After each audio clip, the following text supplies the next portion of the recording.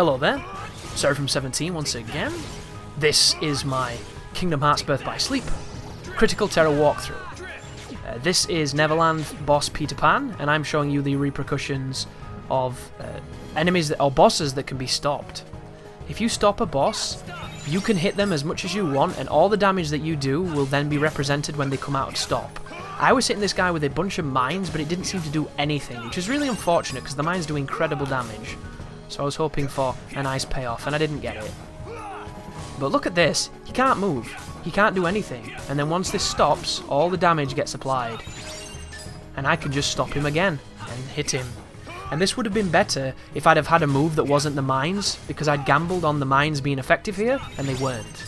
So, if you come here with stop and some other damage dealing capacity, you can have this over with before it's even begun, and Peter will never get an opportunity to attack. It's filthy, it's functional, and there you go. And now we're on to the next part of the level. So, I do like Terra's arm guardy thing. You know, he's like shoulder pauldron and forearm and everything. And I assume that's the thing that turns into the armor and maybe turns into the vehicle. It's been a while since I've played, as I've mentioned, guys. And I'm going to be avoiding a lot of enemies here, it seems, because what's the point? We're towards the end of this level, so might as well explore, right? That's how I've been thinking. But bosses in video games. Bosses in video games are always a fascinating topic for me. I could write a thesis on them, because I absolutely adore their idea, and I love the way that they've evolved. Oh wow, look at that. If we've got a couple of sliding dashes, we can get across this. Or a couple of the movement surges, we can do it. Or can we? I guess we'll find out. Bosses are a love-hate thing, it seems. I can't imagine anybody disliking bosses. To me, it's baffling. I can't get my brain around it. But I can also understand some reasons for perhaps people not to enjoy them, because there are a lot of incidents of bosses in games that have been put there because it's kind of what you do in games. Bad bosses are the worst. You know, I love bosses, so for me, bad bosses are up there with some of the most grievous sins that you can make in a video game. And I don't think that there are many games that are immune to the criticism of a bad boss. Almost every game you can think of arguably will have a boss in it that stands out to you as a bad boss.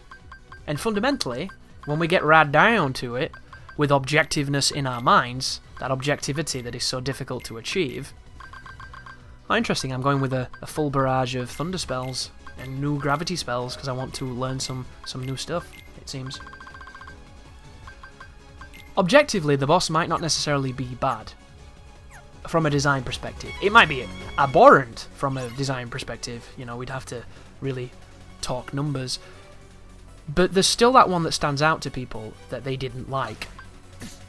And I always think about, you know, while I'm taking a shit or some other moment of zen-like calm, how do you make something that, regardless of the player's tastes, regardless of what they prefer, that everybody can enjoy?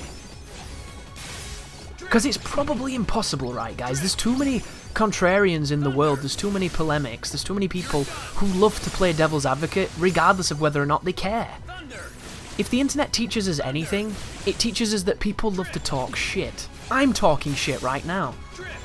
And you're listening to me talk shit while potentially commenting and talking shit yourself. It's this wonderful consortium of shit-talkingness. And there's always that one dude, or dudette. We don't judge here. And they're always going to be on the other side of that fence. So do you think it's even remotely possible to make something that would appeal, as far as a boss fight, to everybody? Because, you know, my thoughts, my gut feelings at the end of this video, knowing I can't talk for much longer, I don't think we should please everyone with everything, because I think that would probably lead to a very boring result. Thank you for watching. You take care now.